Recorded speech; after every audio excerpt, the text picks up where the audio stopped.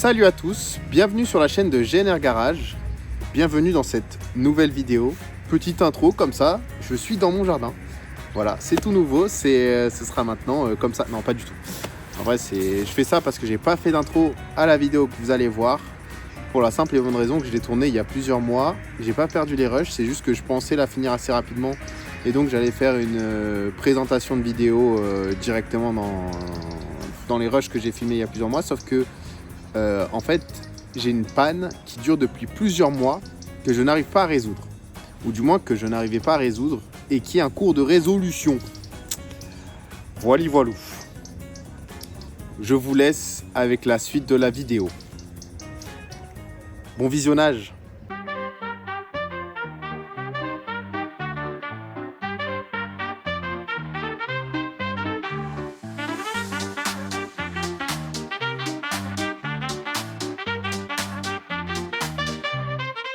Ça dit quoi l'équipe? Aujourd'hui je suis en pleine forme. Pour la simple et bonne raison que je vais faire un petit voyage, un petit road trip. Mais avant ça, il faut que je change quelques petites pièces sur la voiture. Normalement, il y a une vidéo qui a dû sortir à l'effigie de ma durite de chauffage qui a explosé comme ça, sans crier gare. Ouais, du coup ça s'est réparé. Et ça tient super bien. Ça fait 2 semaines que je roule comme ça. Et ça n'a pas bougé, j'ai vérifié. Donc tout va bien. Tout ce que je voulais dire, c'est que la voiture a un gros problème de puissance. C'est-à-dire que du jour au lendemain, le turbo, entre guillemets, s'est arrêté de charger dans les bas tours. Genre, il chargeait que à 3000 tours. Moi, ce que j'ai fait, c'est que j'ai changé le petit capteur de pression turbo. Attendez, il est juste là. Voilà, j'ai changé ce capteur-là. Voilà, capteur de pression turbo, etc. Vous pouvez voir que lui, il est sale. Hein. Bref. Le capteur de pression turbo ne marchait plus. Enfin, il marchait, mais à moitié. Du coup, je l'ai changé. J'ai découvert que, en fait, sur tous les sites, là, comme ce qui était prévu, hein, ma voiture est mal répertoriée. Et du coup, j'ai acheté un capteur de pression turbo. Comme ça, là, il ressemble exactement presque à la seule différence que c'est prévu pour le 1,9 litre DCI avec le turbo à dump valve. Donc, ça ne marche pas sur un turbo classique. Enfin, classique. Avec la géométrie variable. Actuellement, je n'ai aucune puissance. Genre, avant, le turbo, il chargeait à 3000 tours. Maintenant, j'ai même plus de turbo qui charge. C'est vraiment dead de chez dead. C'est vraiment, il n'y a pas de turbo et c'est ciao. Donc, vous dire qu'un diesel Atmo, c'est pas ouf. Hein. Vraiment, c'est... Il faut être accroché. Hein. Faut vraiment le vouloir de conduire ça parce que c'est relou. Voilà, pourquoi il freine tous Sinon, le moteur est asthmatique, quoi. Il est essoufflé. Donc c'est un peu relou. Je vais vous faire un petit accel tout à l'heure. Vous allez voir comment c'est horrible. Du coup, il y a toutes les fonctions qui marchent de la voiture. Donc régulateur de vitesse, nanana. Sauf que dès que je prends une côte, vu que le turbo ne charge pas et qu'il n'a pas de puissance, enfin la voiture n'a pas de... C'est pas qu'elle n'a pas de puissance, c'est qu'elle n'a pas de boost. Et en montée, ça rame. Donc je suis obligé de rétrograder, etc. C'est relou. On se cache pas que c'est relou. Bref. Du coup, ce que j'ai fait, c'est que maintenant que je sais que ma voiture est mal répertoriée, je commande les pièces d'une autre voiture. C'est-à-dire que je commande les pièces du 1,9 litre DCI 130. Parce que moi, la 1,9 litre DCI 125, elle est référencée comme la 120. Sauf que la 120, elle a un turbo avec dump valve et donc tout ce qui va avec. Moi, j'ai un turbo à géométrie variable. Je le dis à chaque fois, c'est génial et tout, machin. Donc, il faut des capteurs de géométrie variable. Et j'ai commandé tout ça aujourd'hui, enfin, au début de semaine. Et normalement, ça s'est arrivé aujourd'hui. Bon, déjà, j'ai pas filmé les déballages, mais bref, ça c'est l'ancienne. Toute chose toute brillante. Ça c'est la nouvelle. Exactement les mêmes prises, etc.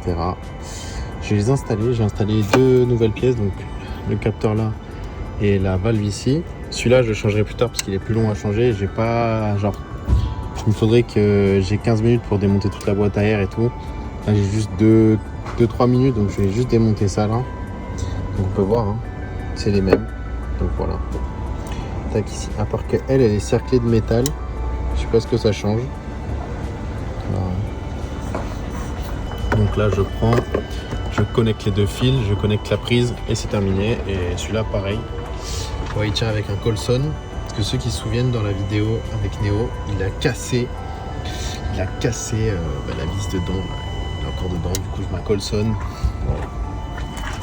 Du coup, ce capteur là a changé ce capteur-là changé. Voilà, les deux sont là dans les boîtes.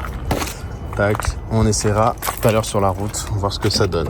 Donc là, on est juste après le road trip. Ce que j'avais fait dans la vidéo, j'avais installé le nouveau capteur de pression de suralimentation et la nouvelle pompe pour la dépression de la géométrie variable.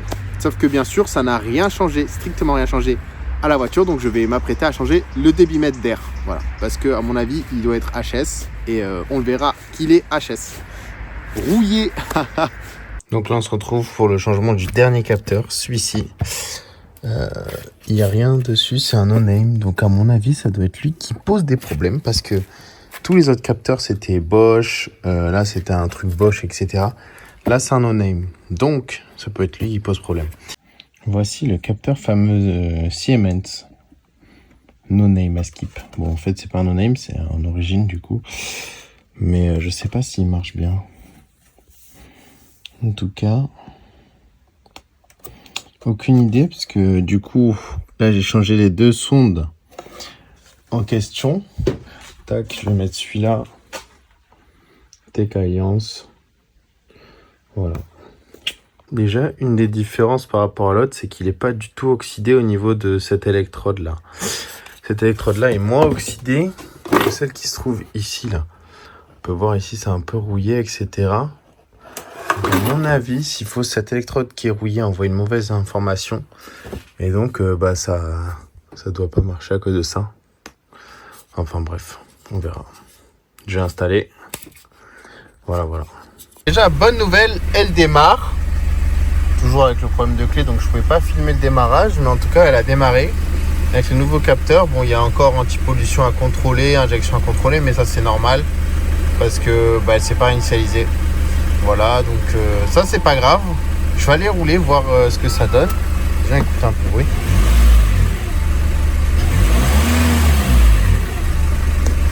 Le bruit a pas trop changé, j'entends pas le turbo chargé.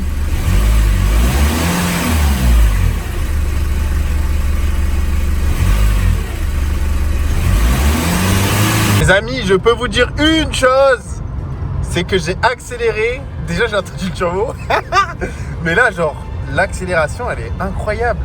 Genre vraiment la demi-tour, si je mets pied plancher, la voiture elle va accélérer, alors qu'avant genre ça galérait. Genre là si je mets pied plancher, tac, et là la vitesse elle va augmenter. Attendez, on va faire ça avec des vitesses légères. Vous voyez, avant pour passer de 90 à 110, je galérais, alors que là j'appuie. Là j'ai senti que la voiture elle avait compris qu'il fallait que j'accélère. Là, j'entends le turbo chargé. J'entends ça souffle. Là, ça pousse. Voilà. Et là, je suis à 110, ça y est. Voilà. Sans plus de choses que ça.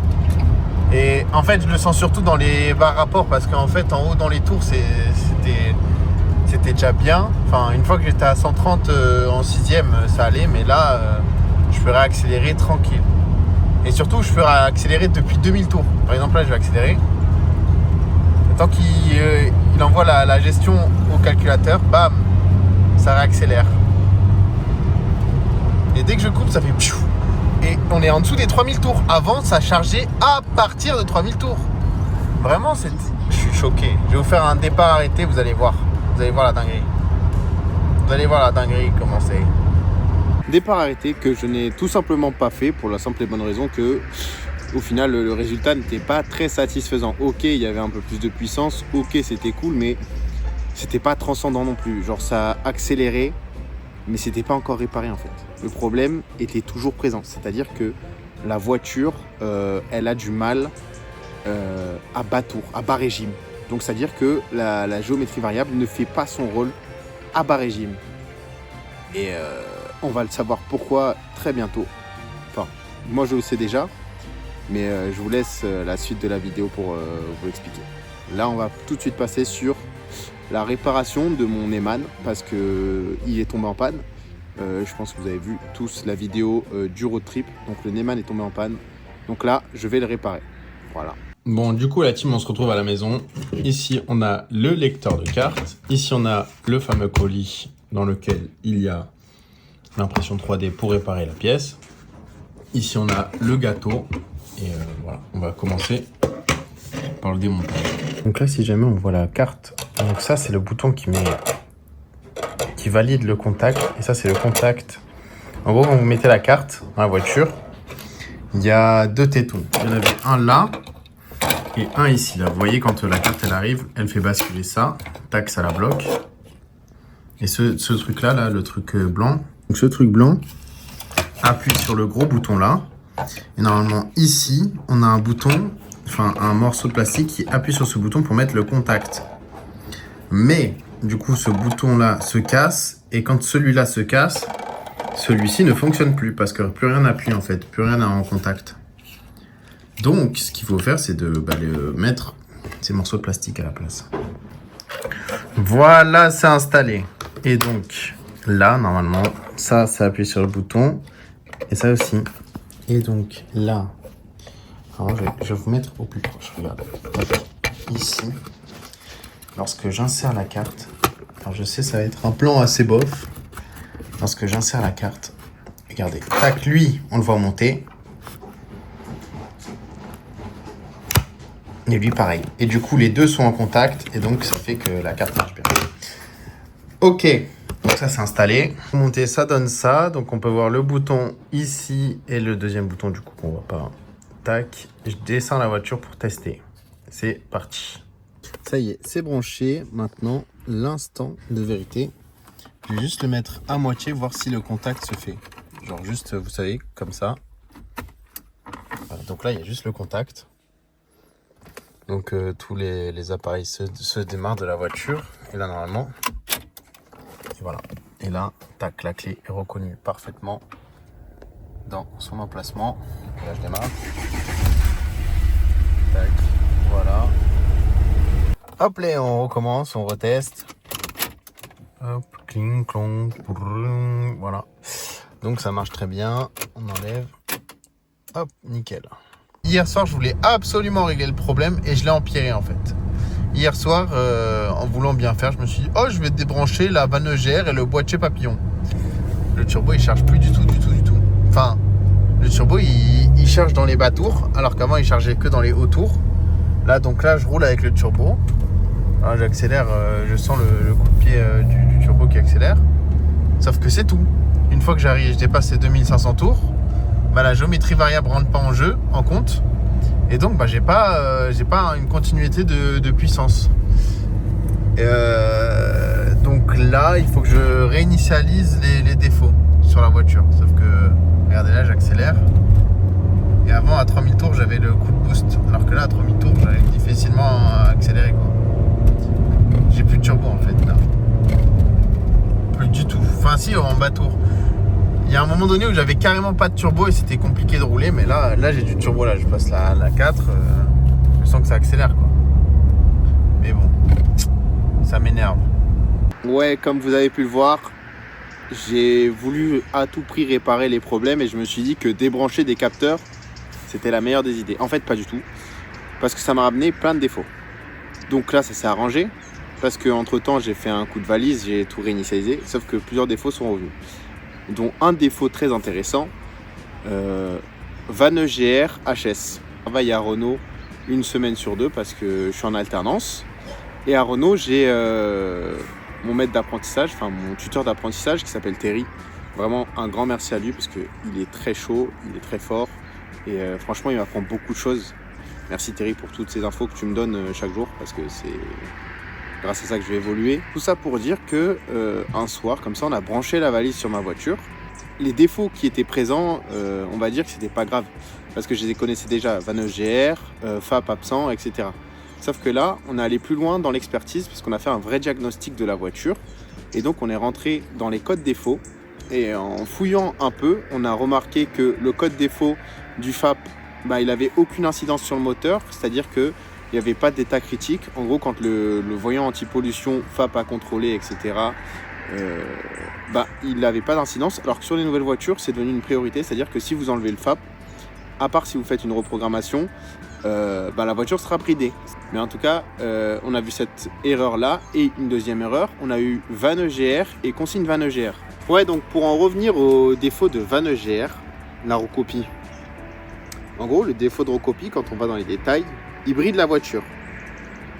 Et je vais pas vous expliquer que la vanne EGR ne s'ouvre que à bas régime, mais jamais à haut régime pour... Parce qu'en gros, la vanne EGR, ce qu'elle fait, c'est recycler les gaz d'échappement. Donc, le mieux, c'est de l'utiliser quand il n'y a pas besoin de charge. Donc, c'est-à-dire à bas régime ou à vitesse stabilisée, etc. etc. C'est-à-dire que sur l'autoroute, la vanne EGR sera tout le temps ouverte. Quand vous êtes au ralenti, la vanne EGR est ouverte, etc. etc. etc. Concernant ce problème, il y a écrit que le voyant apparaît quand la température d'eau de la voiture atteint les 80 degrés, c'est-à-dire à l'ouverture du thermostat, etc. Moi, j'ai le voyant qui apparaissait tout le temps, pareil, à 80 degrés, genre dès que la voiture était un peu chaude, bam, injection à contrôler. Pourquoi? Parce qu'à partir du moment où la voiture elle est chaude, il va commencer à ouvrir la vanne EGR, parce qu'il sait qu'il peut ouvrir la vanne EGR. Et c'est à ce moment-là qu'il envoie une consigne à la vanne EGR de s'ouvrir. Sauf que si la consigne, elle ne se recopie pas, eh ben, il sait que la vanne EGR elle a un problème. Vous voyez ce que je veux dire? Donc, il bride la voiture à bas régime. Elle est juste bridée à bas régime à cause de la vanne EGR parce que la recopie n'est pas bonne. Sauf que ça, je ne peux pas le réparer. Il faut que j'achète une vanne EGR complètement neuve. Parce que c'est pas possible de le réparer. Moi, ce que j'aime bien faire, c'est réparer les choses, mais là, c'est impossible. C'est une poulie en plastique avec une piste magnétique dessus. Je suis désolé, mais je peux pas recopier ça. Donc, je suis obligé d'en acheter une neuve. Et ça fait un peu casquer parce que ça coûte 100 balles. Et je vais réparer ce problème parce que au quotidien, ça devient relou. Vous voyez, ça fait depuis août, non, oui, c'est ça, depuis juillet, fin juillet, août que j'ai ce problème sur la voiture. J'ai tout changé. Changé le capteur de pression d'admission. J'ai changé le débitmètre. J'ai changé l'électrovanne de turbo. Et ça n'a pas changé le problème. Maintenant que je sais que c'est grâce à ça, enfin c'est à cause de ça, et bah je vais réparer le problème et ça va être vite réglé. Mais ne vous en faites pas, je vous ferai un sujet complet sur cette vanne EGR et sur le démontage, remontage. C'est tout pour moi. À dans une prochaine vidéo. Et non, pas l'alcool, hein. Ah, plus dans le bus les gars, c'est du café. Du café noir. Voilà, il est froid, c'est dégueulasse, mais à plus dans le bus.